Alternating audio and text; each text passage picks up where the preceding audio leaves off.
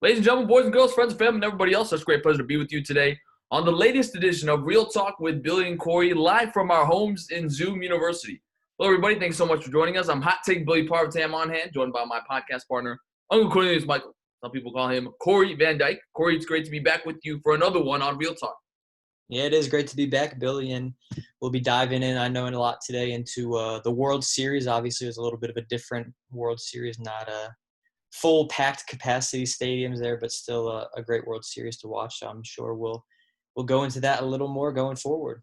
And, of course, we have a special guest today. But before I get to him, I did want to share that it is the one-year anniversary of the Nationals defeating the Astros in Game 7, the cheating Astros, to win the World Series. Obviously, we always remember if you've seen the videos on Facebook, me and Cory were watching all those games together with a couple other people. We had a fun time, and Cory took the video of every reaction video to those games in the playoffs. So definitely some good times as well. The greatest World Series of all time, I might add. But now I'm pleased to have our special guest join us. We've wanted him on the podcast for a long time, none other than Virginia Tech Radio Network, sports producer, CBS Sports Lynchburg, Virginia Tech alum, Trey Lyle, to the podcast. Trey, thanks for coming on. Thank you. And it's actually Virginia Talk Radio Network, to clarify. So, glad to be on. I'm can't speak right now, but, new role here back in Virginia after living in Kansas for a little bit, but happy to be on. Yeah, and Trey, of course. Me and Trey graduated the same year from Virginia Tech, so that's where we go back, and he's known Cory as well. They both worked in sports together at Virginia Tech Athletics. But let's dive right into it, fellas. We just had an exciting World Series finish. The Dodgers beat the Rays in 6 games to win their first World Series since 1988. In fact, it was their third World Series in 4 years, but they were finally able to get over the hump this one. Trey, in case you didn't know, Cory, before the season started, predicted the Rays would beat the Dodgers, so he was right on the money, except not with the prediction. But we'll probably get to it later, something that might have had a factor in the Rays not winning the World Series. But, Cory, we'll start with you first. An exciting World Series. You had the 2 number 1 seeds meet after a 60-game season. What are your thoughts on the Dodgers finally getting over the hump? I'm sure you're probably not happy as a Giants fan. Yeah, I can't exactly say I was too thrilled to be watching that game on whatever night that was, where the Game 6 where they take the lead late in the game and are able to close it out. I honestly, right after the final pitch was thrown, I turned it off. I was like, I can't watch these Dodgers celebrate. I can't do it as a Giants fan. But it still was a great World Series. Went Game 6, could have went a lot longer. Obviously, I'm sure we'll get into that a little later about some certain decisions made in Game 6. But overall, just about all you could have asked over those last final games from Game 4 on. It was everything you could have asked from a World Series. Obviously, the Game 4, the Rays win there is maybe the moment we'll remember the most from that World Series, even though it's a team that didn't win. I'm sure we'll talk about that a little more as well. But overall, just kind of pleased with it. Like I said, would have liked to see the Rays win in my preseason prediction come true, but we'll get them next year instead. Trey, you're a Yankees fan, a big baseball fan. What are your thoughts on the Dodgers finally getting it done? I mean, I think the bigger argument is, despite the 60 games and despite the different playoff format, the best team won. I mean, the Dodgers have been the best team over the last 5 years consistently, you could argue. And there's a lot of stats to back that up. And the best team won it all. And I think the best 2 teams ultimately in baseball made it to the end, and the Dodgers won. Their lineup was just too good. I mean, it helps to have 3 of the top 10, 15 best players in baseball in one lineup. It was very Golden State Warriors with Kevin Durant, like how their lineup was. And it's not like they didn't have a pitching staff to back it up when you have a guy like Clayton Kershaw, who's the best pitcher of his generation, arguably, with a Walker Buehler, who's one of the best right now in baseball. Julio Urias came on really strong in the postseason. I mean, I think it was just literally too much. And luckily with baseball, the way it's structured now, there's no salary cap. I mean, this could be a dynasty brewing because they're that talented and they're so versatile. It's going to be ridiculous. But ultimately, despite the changes in the year, the 60-game season, I think the thing you can take away from it, and really why you can't put an asterisk on it, truly the best team won despite the format, because going into the season, it was who's going to beat the Dodgers, and no one did, and that's what ultimately crowned them. And, it's good to see the Dodgers win. I'm happy in particular. I've shared this story before, but I worked for one summer with Stu Peterson, who was Jock Peterson's dad. So it was nice to see the Dodgers finally win. I did exchange a message with Stu. Good to see him and the family doing well. But, guys, we got to go right to that moment in Game 6. Blake Snell is on the mound. You're talking about the American League Cy Young winner last year. The Rays are winning 1-0. Blake Snell, I think I'm looking at it, had allowed 2 hits and 9 strikeouts going into the 6th inning. He gives up a base hit to Chris Taylor. Mookie Betts is coming to the plate, a guy that Snell, I believe, has struck out twice in that game, or at least was 0 for 2 coming into that appearance. Kevin Cash pulls the plug early. He takes Snell out, goes to the bullpen. Dodgers end up scoring 3 runs in that inning, end up never looking back and winning Game 6 and does the World Series. Corey, what was Kevin Cash thinking? I cannot believe he took out Blake Snell, and it might have cost the Rays a chance at a Game 7. Yeah, I mean, I think you can certainly make the argument that it did end up costing the Rays that shot at a Game 7 where, who knows what happens then in the Game 7. And like you said, Snell was cruising at this point, giving up 2 hits, no runs. And they were clinging to that 1-0 lead on the bat of Randy Arozarena, who was the breakout star this postseason, the guy who will become, I think, a household name, most home runs ever in a postseason. So, looking at him going forward, but still, I mean, you look at him, Snell is cruising, and I think, more than we can say, it's an analytical approach and this type of thing, but like more than anything, that taking Snell out of the game, it gave the Dodgers hope. Like there was no hope at that point for them. They kind of walked up to the plate, defeated against Snell. He had his A++ stuff, and as soon as he's taken out of the game, you kind of see their energy lifted on the dugout. You see them starting to have better at-bats, and I think it literally just was a psychological factor. And, I mean, you could make the argument, too, where the Rays had kind of built this run, based upon the strength of their bullpen. But this was a guy in Anderson who, he had been a guy in the regular season, giving up, I think, only like 2 or 3 runs all year. But he had kind of struggled a little bit in the postseason. I think his last 3 or 4 appearances before that, he had given up a run in each time. So it wasn't like they were bringing in this guy who had just, rolled through the entire postseason as well. This was a guy that had been hit, had kind of gone through some trouble. They had even hit him the game before, had gotten a run off of him in the 8th inning, I believe it was. So it's a decision that I think will stick with Kevin Cash for a while. Obviously, the Rays are built upon, like I said, this kind of analytical approach, and he had been through the lineup, was it 3 times or whatever, and didn't want to go through a 4th time. And there's that kind of argument that could be made. But I don't know. You just got to ride your horse in that situation. And it's not like pitch count was an issue or anything like that. I think he was only at 70 or 80 pitches. So it's really just a head scratcher at that point. Corey, I was thinking of it, and you'll probably appreciate this. 2014, the NLDS, Nats and Giants. Jordan Zimmerman is dealing going into the 9th inning. He walks 1 batter.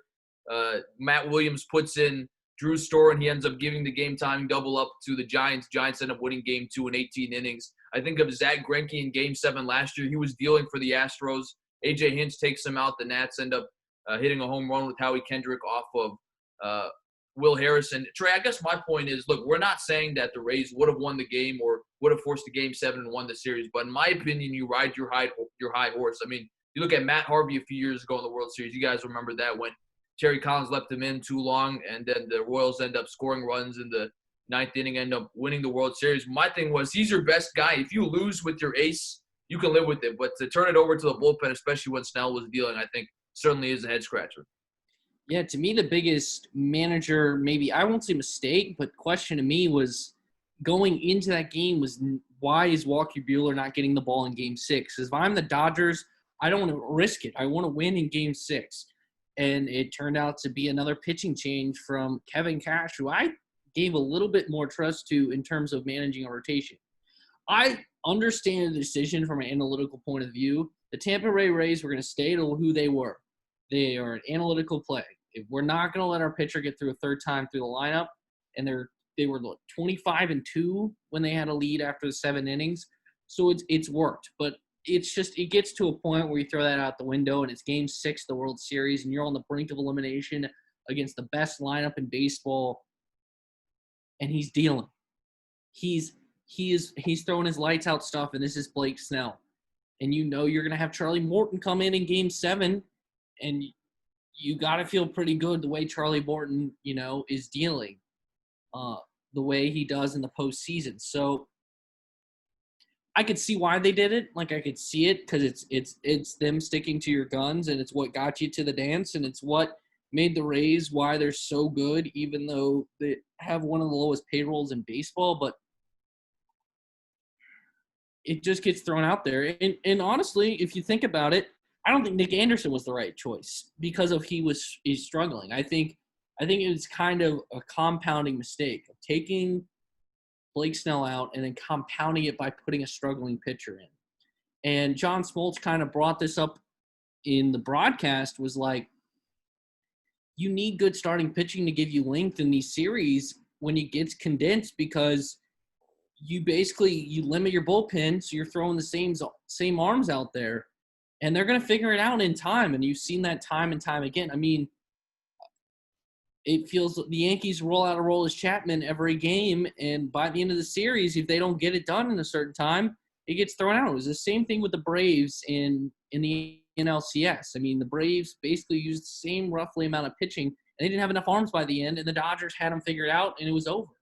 So for Tampa, I think you had to keep riding Blake Snell, and if you're like, we're never doing that, we're never going to do it, no matter what situation, then you don't pick Nick Anderson because of his struggles. I understand Nick Anderson was one of the best relievers in baseball this year, but you don't put him in that situation because he's not had a good postseason. Cory, what do you think about, looking big picture at this Rays team? You mentioned Randy Arozarena. I think the biggest question is going to be going forward, will this be truly a one-month wonder kid, or will he be a big star? What do you think about Randy Arozarena and his chances of being the next big thing in baseball?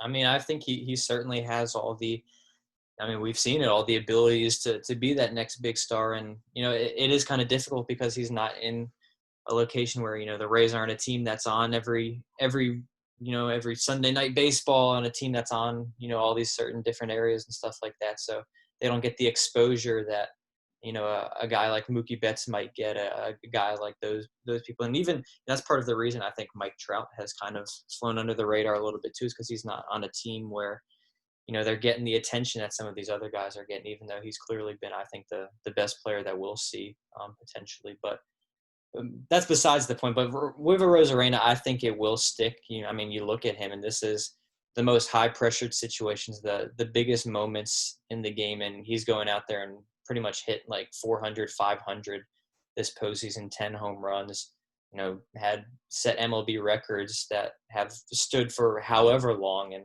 so, I think you look at him, and this is just, I think, the launching point for his career going forward. And I think it's going to be a long and successful career, whether that's with the Rays going forward, or whether some other big team kind of snatches him up and he becomes a hated rival, maybe on the Yankees or someone like that. And Trey, you look at the other side, you look at the Los Angeles Dodgers with Mookie Betts. I mean, there were a good amount of people, I'm not going to say everybody, a good amount of people when the Dodgers traded the Red Sox for draft picks and Mookie Betts that were saying, man, this is a bad trade. And, of course, Mookie Betts ended up signing a mega extension deal. But at least for year one, it seems like they made the right deal. Mookie Betts coming up big in the World Series. I think so. I mean, I think the reason there was some hesitation on the trade is because people didn't have confidence the Dodgers would re-sign him. And at first, when I thought about that, I didn't think so either. But it turns out the pandemic happened, and they got Mookie on a long-term deal. Obviously, Cody Bellinger's like, can I get some of that? And so we'll see what happens with that.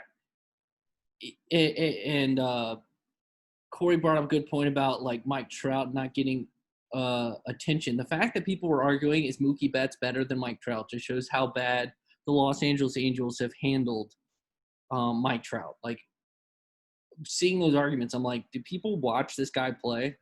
Like, in baseball, more than any other major sport out there, one player doesn't affect a team as much. But you watch, just watch Mike Trout play, and you can realize he's the the best player, definitely of our generation, and I think he'll go down as the best player ever. And do I have faith he's going to even make a postseason? Like, I'm like 50-50 on it. Like, he's made one.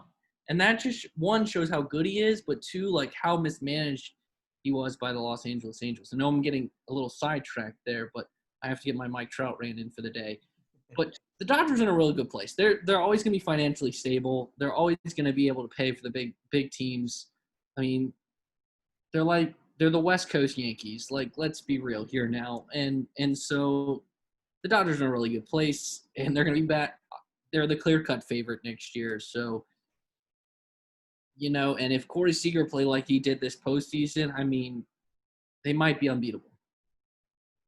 And Trey, you make a good point about Mike Trout. I mean, I think it also speaks to a bigger point about baseball not being able to market its stars like other sports do. Everybody, regardless of whether or not they follow basketball, no LeBron James. Everybody, regardless of whether or not they follow the NFL, no Tom Brady.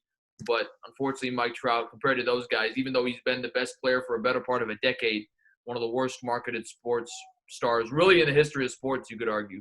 But going forward, looking ahead to our way too early predictions for 2021, of course. Can I bring up something else first I'll touch on as well? That I think this was actually the bigger turning point in the series than the Blake Snell decision. It was either the fourth or fifth inning in Game 5. Dodgers or Clayton Kershaw's pitching, get runners on. Manuel Margot gets to third base in that inning.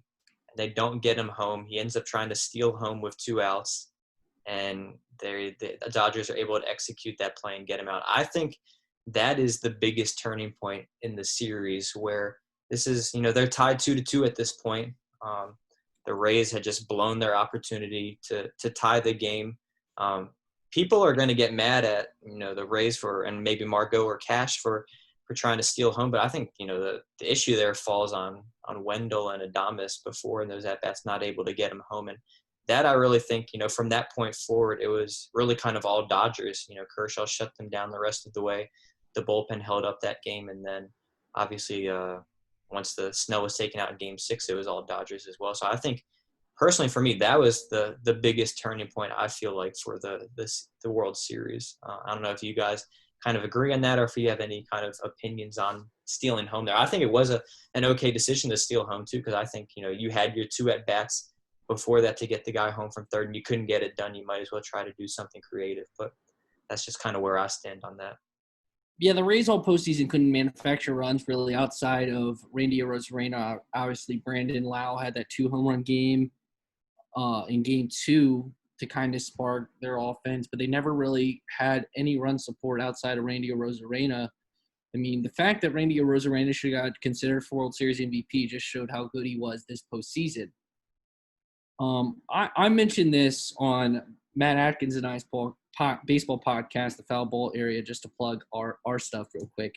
But the reason why I thought the Dodgers were going to win this series in 6, I was like, the Rays had to be perfect 4 times. The Dodgers don't. The Dodgers could play. They didn't play a great game in Game 6, and they still won. Like, they were shut down for the first half of that game, and they won because they're that good. They're that loaded from top to bottom. So it was just they needed perfection, and when you're not manufacturing runs, you try something, and I don't blame the Rays for trying to steal home. They needed some way to manufacture runs, and if they weren't going to get on, that's one way to do it. It would have been epic if he did steal home. I think another turning point, obviously, was I think Game 5 in general, because, I mean, the ending to Game 4 where the Rays tied it was one of the wildest endings. It was literally like a Little League play. Like, you had 2 errors on that play from 2 great baseball players, and the Rays won. I mean, this series really should have been ended in 5 games, because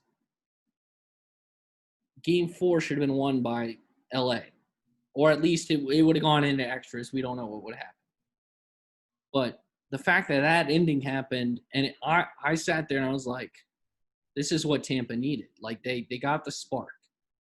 They literally they, in a boxing analogy, they got a knockdown against the Dodgers, something they hadn't done even though they won one game, because the way that ending was, and it was like the Dodgers made the mistake and caught him. Boom. And I was like, all right, here we go. And Dodgers got up and was like, we got this. And I think that's where their postseason experience of being right on the end, so close, and they're like, not this time. And they pulled through. And I would say, too, I mean, you look at Game 5, I think it was, Clayton Kershaw comes out kind of similar to Blake Snell. I think he had thrown more pitches, but I think he was only at like 85 pitches, and Dave Roberts takes him out in the 6th inning. And I'm like, unless they're saving him for a potential Game 7, I'm not really sure why this is taking place. But Rays weren't able to capitalize. And I think, like you mentioned, Trey, I think the Dodgers offensively just had the firepower that the Rays did not have. And like you mentioned, they didn't have to play perfect, but the advantages were clearly for LA. And Cory, you mentioned that situation where the failed attempt at stealing home. I was certainly nervous because I had a parlay, to use a betting term, in that situation. So definitely worked out. So I'm not mad at that, but you are right. I think an underlying turning point that people might not remember going forward. Talk about the Dodgers. They have Mookie Betts, Corey Seager, and Cody Bellinger, who are their 3 best players. We'd probably agree to that.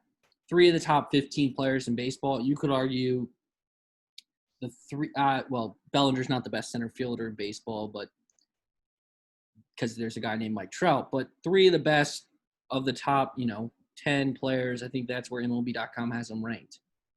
None of them bat 3 or 4 in the Dodgers lineup. That's ridiculous. Cody Bellinger bats 6th in the Dodgers lineup. The guy was the MVP a year ago. Like, tell me how you're going to beat that. I think especially with the lack of offense from how Tampa's built. Because Tampa's built, and I think it's really smart as a defensive team, because you can only buy offense really in baseball. That's how it works. You save money by getting those defensive great players and just manufacturing at bats. That's why they had to steal home in the World Series. And it came back to bite them in the end.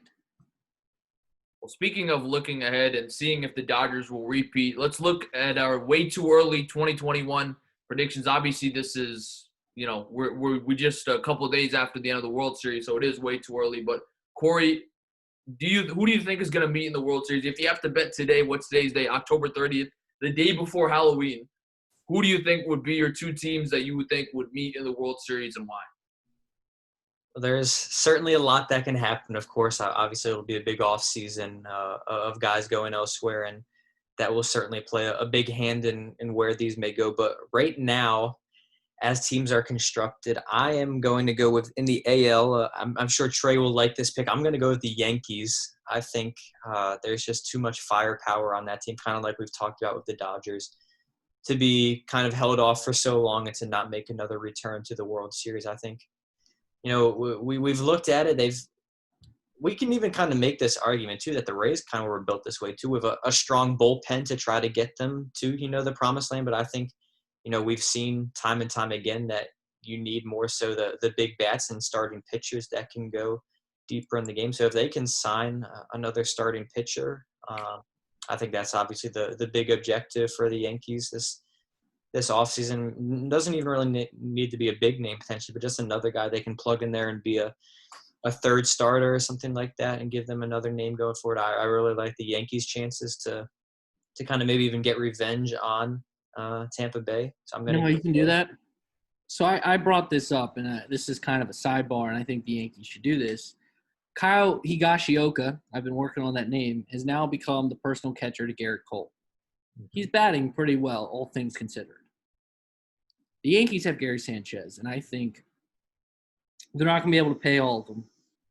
Obviously, between Stanton, Judge, you're obviously going to pay for Aaron Judge. Already paid for Garrett Cole. So I think the Yankees, to get that third level starting pitcher, maybe a 2nd level starting pitchers, to trade Gary Sanchez. Also, a note for the Yankees is they'll get Luis Severino back, which will be a big addition to their team. Obviously, Tommy John surgery was out. So, we'll certainly see where they go. That I don't know if Sanchez holds that much value anymore, but that's another, case to look at potentially. But so I'll go Yankees in the AL, and I like to throw out a surprise team every now and then. So on the NL side, I'm going to go with the Padres. Ooh. We'll see if they make a big move this offseason. But, I talked about it, I think, on the last podcast we had, just how they hit the injury bug right before the postseason where their star pitcher, young star Dinelson Lamet, had a bicep injury and couldn't pitch. They had Mike Clevenger, their big midseason acquisition, who couldn't pitch for them. So they're just kind of throwing these no-name guys out there and still advanced around.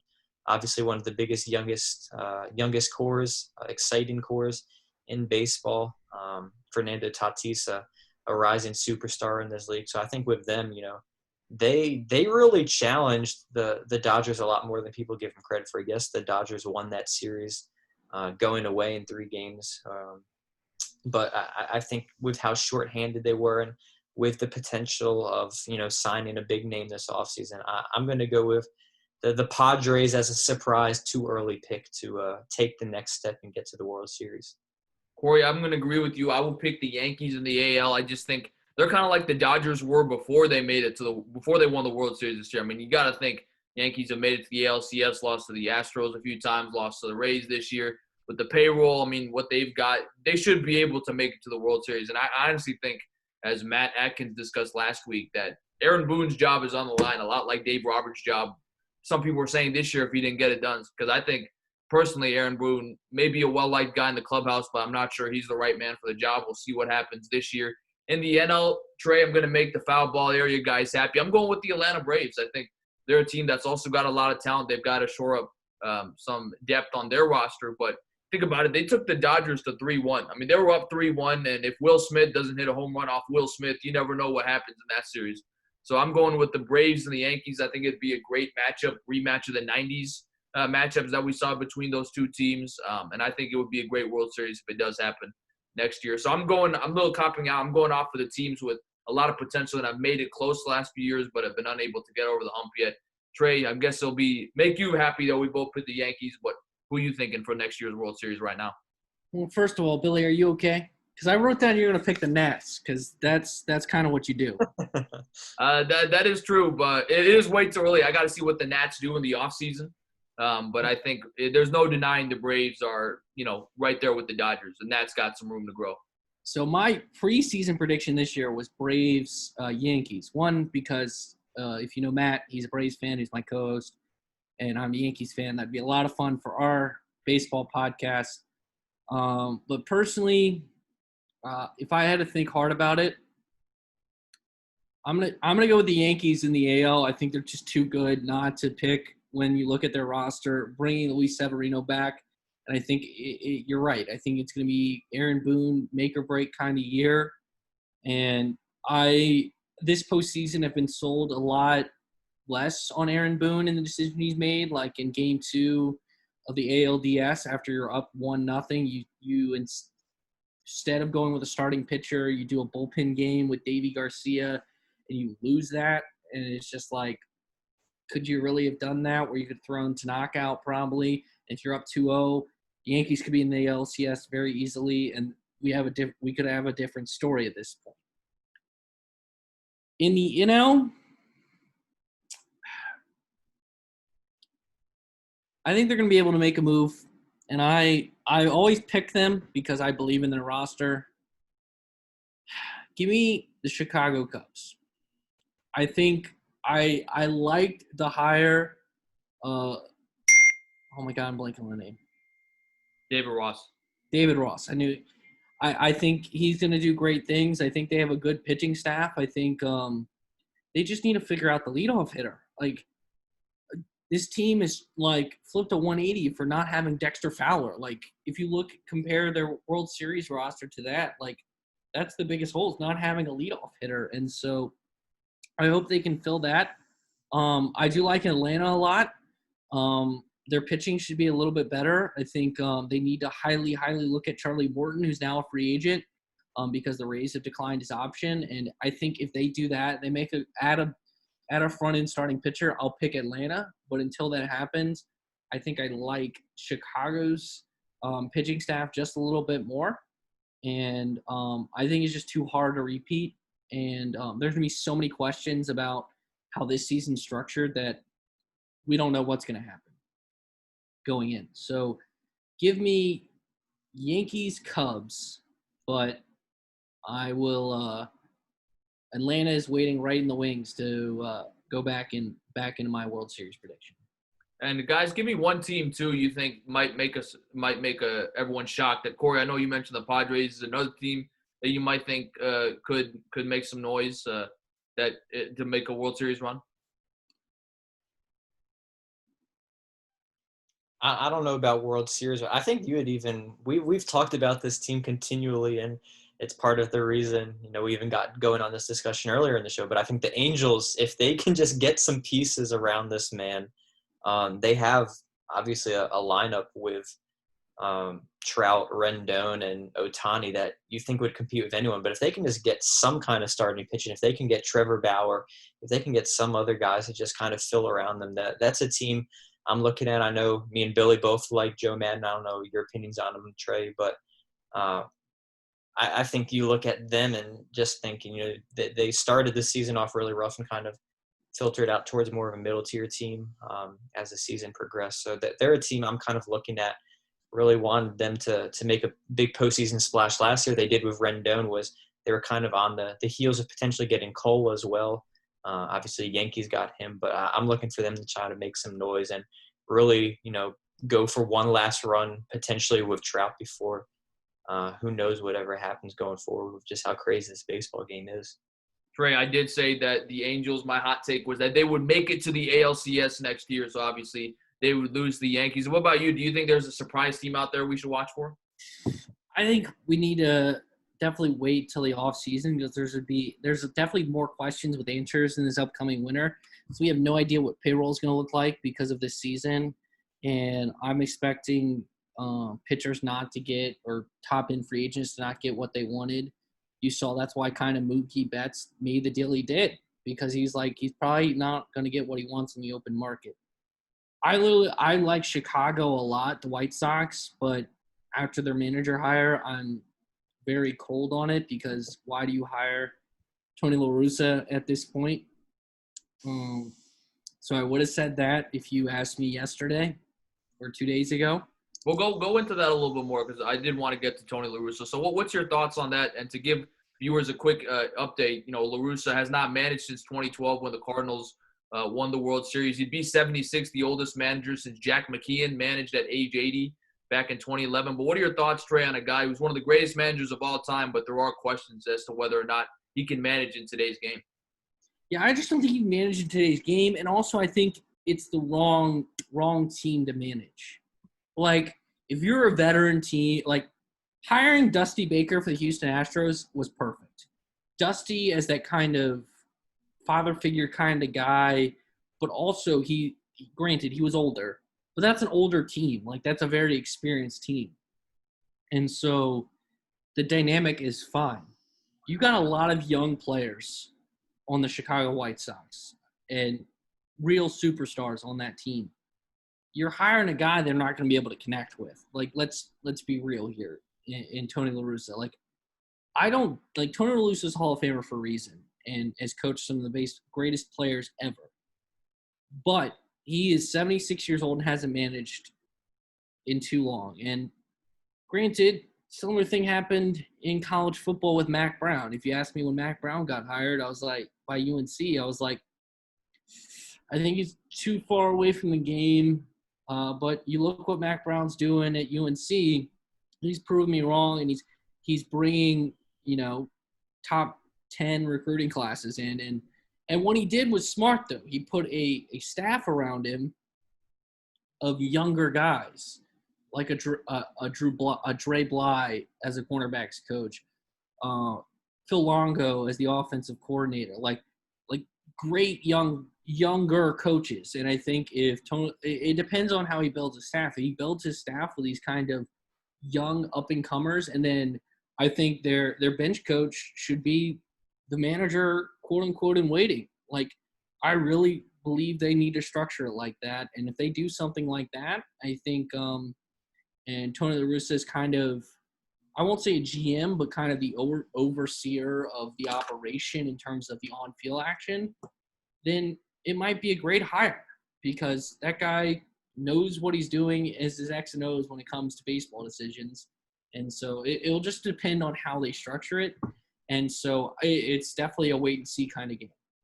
Cory, what are your thoughts on Tony La Russa? I know both you and I are big fans of Tim Anderson, and we like the nucleus of this White Sox team. Also, Lucas Giolito, got to give him a shout-out as a former National, but certainly raises a lot of questions. And for reference, Tony La Russa was fired by the White Sox in 1986.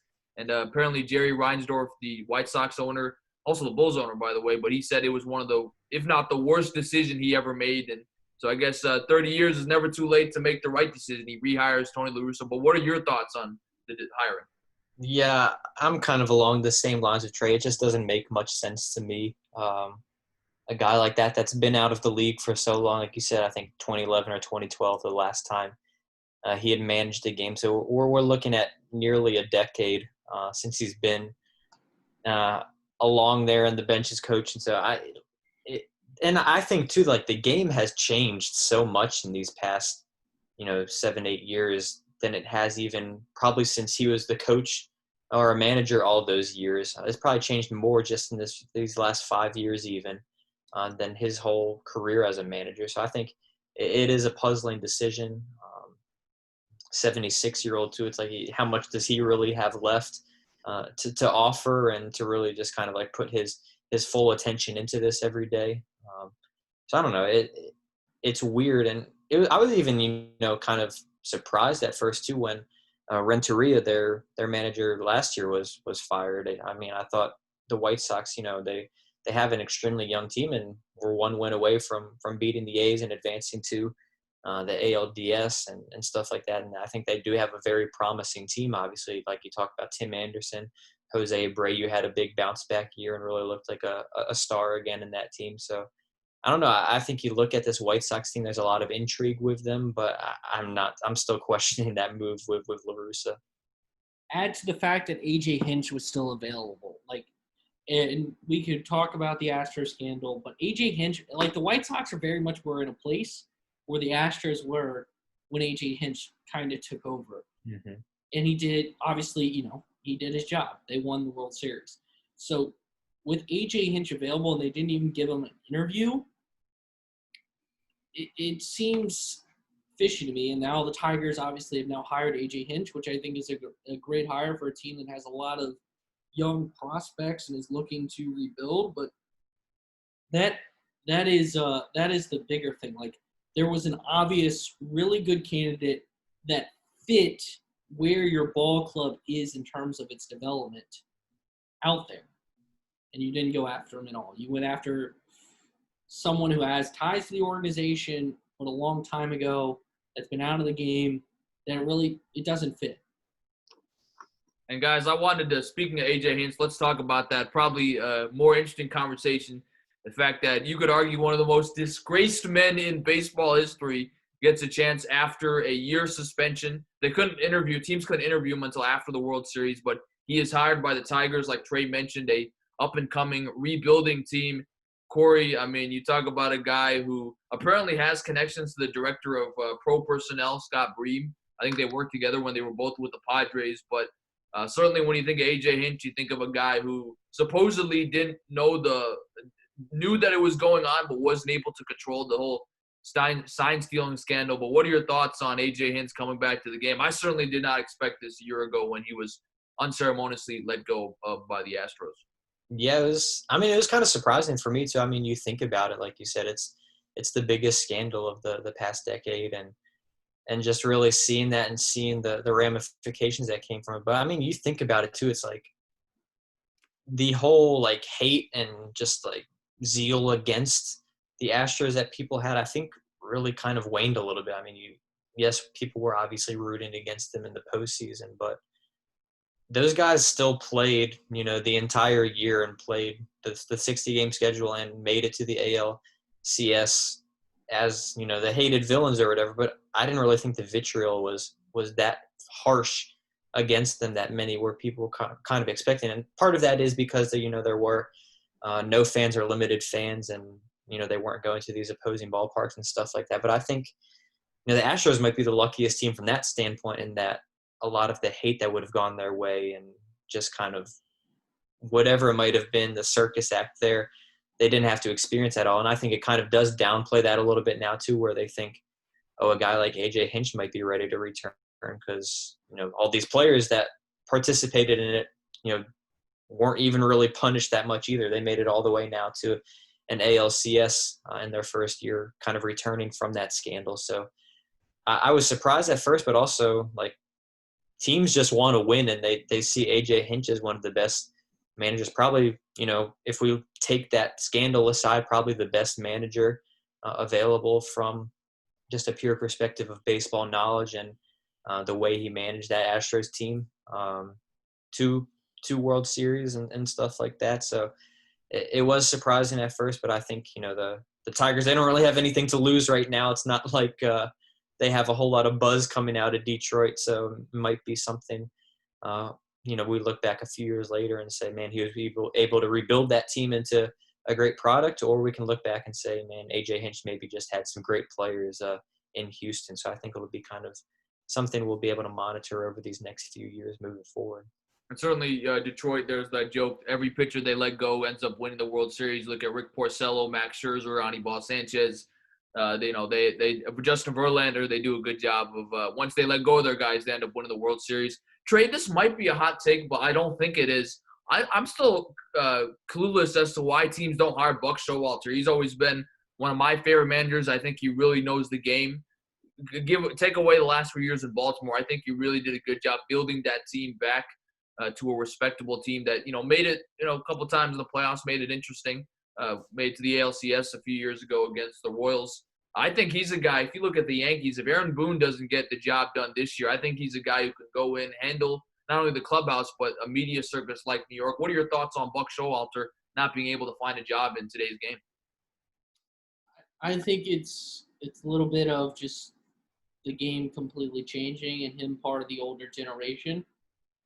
Personally, if you look at it, like he came in right as StatCast kind of started blowing up, and so in analytics, and he's an old school kind of guy. It's another reason why you look at that Tommy Russa. It's like how much of the new school he's going to use, because you need it. I think you need the perfect balance of it, and you see that from that great manager. And AJ Hinch is one that can bring it. So I think it's a mixture of how bad those teams were in Baltimore, how big of a personality he is, because that's what makes Buck Showalter Buck Showalter is his personality and his age and how the game's kind of changed.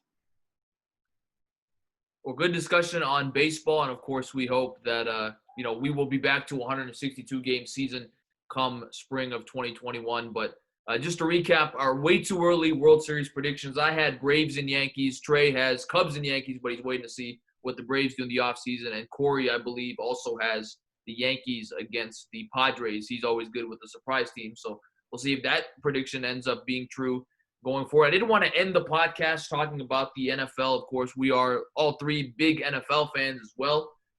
We are basically at the midpoint of the season, week 7, week 8.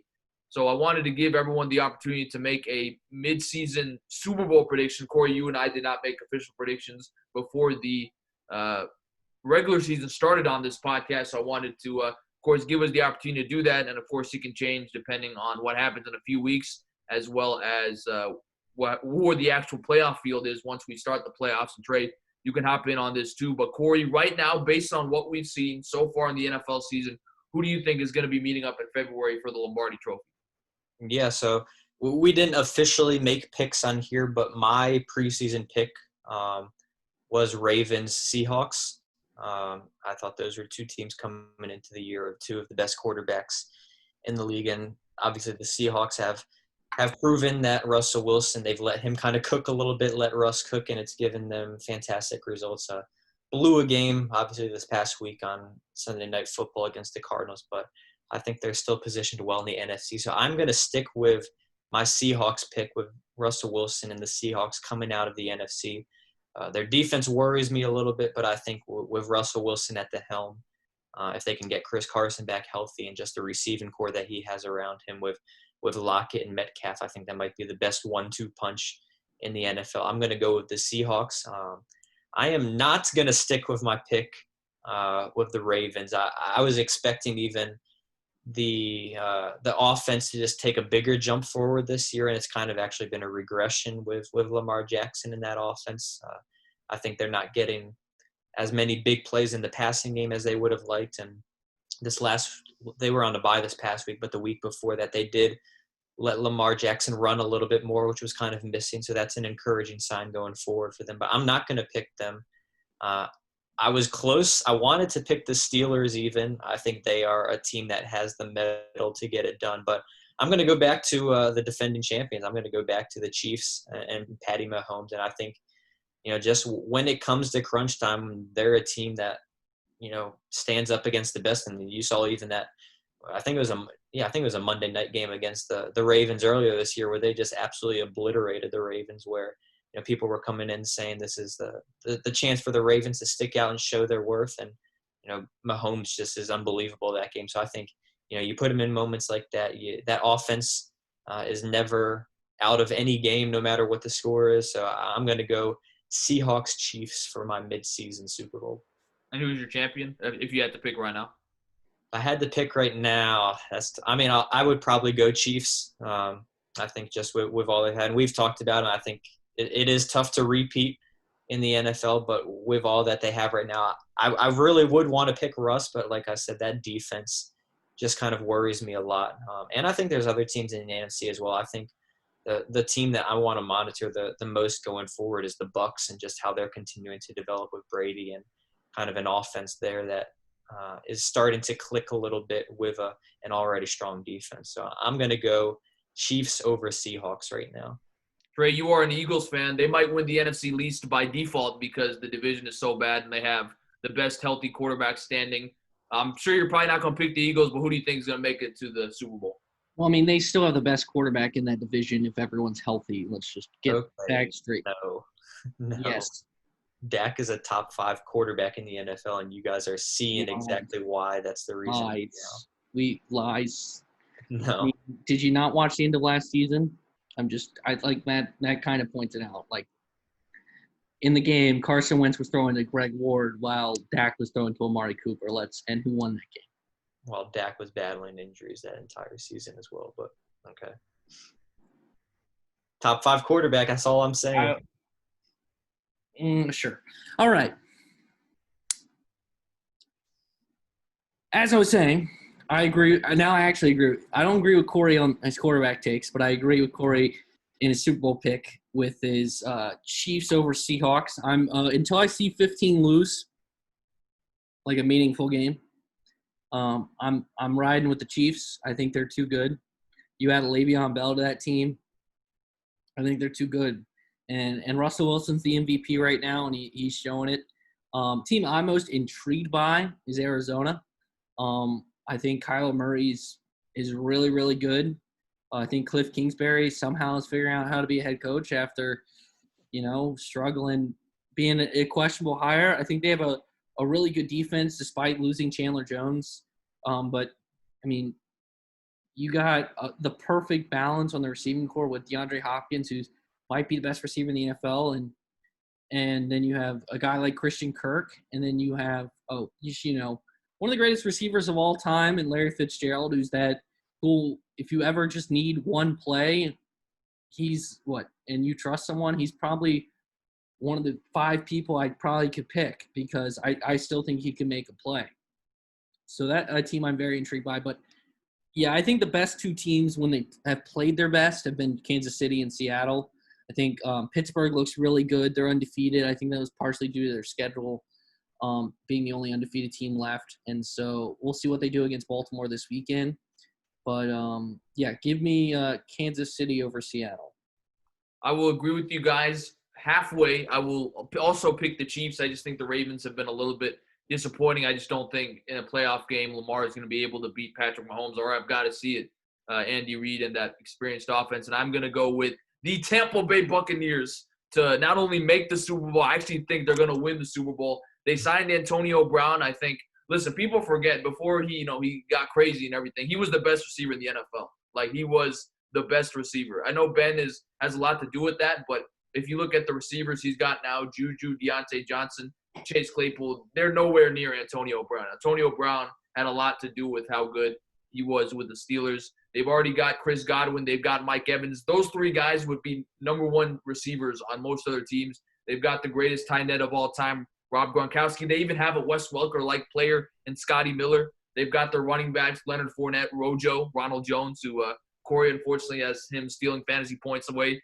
from me. But and keep in mind, the Bucs got a great defense too. They've been pretty impressive. People remember this Packers game. I mean, I thought the Packers were gonna even smoke the Bucs, and turns out the Bucs even end up smoking the Packers. So I think the Bucs, they have the pieces in place to make a run at the Super Bowl. We'll see what happens with the GOAT Tom Brady, but I'm going with the Bucs and the Chiefs. So we all actually have the Chiefs. I got Bucs and Chiefs. Corey and Trey actually agree with the Chiefs and the Seahawks. But Trey, before we go, I give all of our guests an opportunity to give us a hot take about any sport: baseball, basketball, NFL. So if there's a hot take you want to get off your chest, let us know and we'll discuss it. Oh yeah, Kawhi Leonard's overrated. So thank you. That's your take? Kawhi Leonard's I've said that for years. If you know me, you know I'm not a Kawhi Leonard fan. I've never been fully sold on him. Do I think has it changed a little bit? Have I said he wasn't a top 5 player in basketball before? Yes. Do I think he is now? Yes. But do I believe he belongs in the same category as LeBron and Kevin Durant? No, like he doesn't. Yeah, I think that kind of got proven with the Clippers this year in the postseason, because it was like, granted he had a great postseason with the Raptors, but like let's not ignore the fact that like the Warriors were not the Warriors then, and if it was the Warriors at full strength, he wouldn't have won that ring. So I will always say Kawhi Leonard's overrated, and I will even if I'm wrong, I'm wrong. But I don't see I don't see how he was in the argument for best player in the world. Like, I will acknowledge, yes, he had a great postseason when they won it all with the Raptors. And did the Raptors get lucky? Yes. Do I say that's an asterisk? No, because injuries happen. But you can't, if you're going to talk about best player, you can't argue the fact that like this is going to happen. I'm actually, Corey, going to agree with Trey. I don't know if I'll go as far as overrated, but I do think he makes a point. Like, look, if the Warriors were healthy with Durant, Clay, and Steph, nobody's picking the Raptors to beat them. And now you give them credit still for getting the job done, but I think that was big. And then also I just think by the fact that look at how the Clippers just faded in Game 7 to the Nuggets after being down 3-1. I mean, it was just inexcusable. As good as Jamal Murray and the Joker were to lose to that team, I mean, we all wanted to see. I even thought the Clippers were a better team, and of course, the King proved me wrong in LeBron James. But what's your take on Kawhi Leonard? I actually think I'm agreeing with Trey here. I think he is. I wouldn't go far as overrated, but no, he's not in the same class as LeBron and even Kevin Durant. Yeah, I wouldn't say overrated, but I can kind of agree with that point where, I mean, I think you look at the tier of basketball rankings, I think you have LeBron in his own tier of current players I'm talking about. I think you have LeBron in his own tier, and then I think Kawhi fits in that next tier right below him. So that it was kind of a little blasphemous that I think people were comparing and saying, Kawhi is the GOAT of the NBA right now. And it was a disappearing act this past postseason, and he didn't catch nearly the flack that, a guy like LeBron even would have if he did the same thing there. So I think you can certainly make an argument on that point. Like, people are saying LeBron had a bad year at 25, 8, and 8. And I'm sitting there, I'm like, that's like an MVP year for like anyone else. Like that, I got the Giannis debate because I could see Giannis passing LeBron, but I'm sitting there, I'm like, the only guy who I think could take LeBron's throne the year LeBron missed the postseason was Kevin Durant, because he was in that stratosphere with him. Because you can argue that Kevin Durant is the greatest scorer basketball has ever seen, just because he's 7 foot tall and can literally hit it from anywhere. And yes, Kawhi is a great defender. I will grant him that, and his scoring has improved a lot. But, like, the dude is He's like Scottie Pippen on steroids. Is like the best way to put him. Like a great wing defender that can lock down anyone, but like, is he that guy? Like, is he that leader? Like, let's say the shot against Sixers. the Sixers doesn't go in. I'm riding with Jimmy Butler for the Sixers. The way he looked in this postseason, Sixers win that game. Kawhi's story's changed completely. So, I will add another hot take if we can do a 2-for-1. I think Jimmy Butler proved himself as a top 10 player in basketball this postseason. Granted, I am a Miami Heat fan, but I think he solidified that because, I mean, the dude just proved it. I mean, he won. What was it, game 5. Game 5 of the NBA Finals single-handedly? It felt like. Yeah. So, let me ask you a question then, Trey. I think Billy had brought this up. Do the Heat win an NBA title in the next 5 years? I think so. It would be like, I've said this for years, and I think I've definitely told you guys, like, I believed in what the Heat had with Bam, like, for a while, because, like, I'd watch Heat games and he'd pop off, and obviously they had Hassan Whiteside starting because of the money hit, and once they got rid of him, Bam kind of got the flourish. And Jimmy, and I love to pick a Tyler Hero, and Jimmy was literally the perfect fit.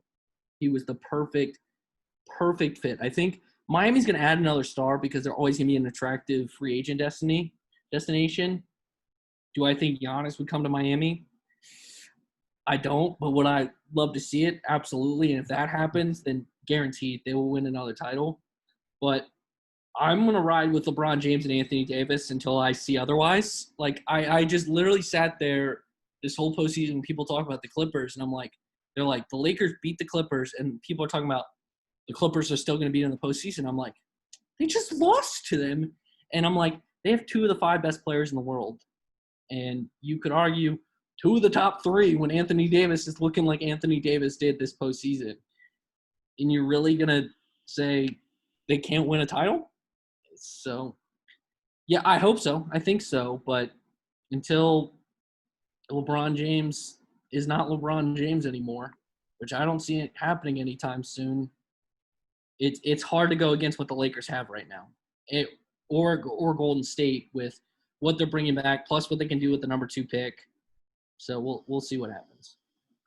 Ray, we want to thank you so much for joining us on the podcast. It's been a while, and we've wanted to have you on, so it was good to get you to come today, work our schedules out. So thank you so much for coming. Awesome. Glad to be on. I appreciate it. Love, you guys are great. Missed seeing you guys around Blacksburg and in person, but glad to see your faces over Zoom. Both you guys have been on the foul ball area, so it feels good to kind of repay the favor over here. For sure. Well, for our special guest, Trey Lyle, for my podcast partner, Uncle Cornelius Michael Van Dyke, I am Hot Take Billy Parvatam on hand. Thank you so much for joining us on this latest edition of Real Talk with Billy and Cory. We'll see you next time. Thanks so much.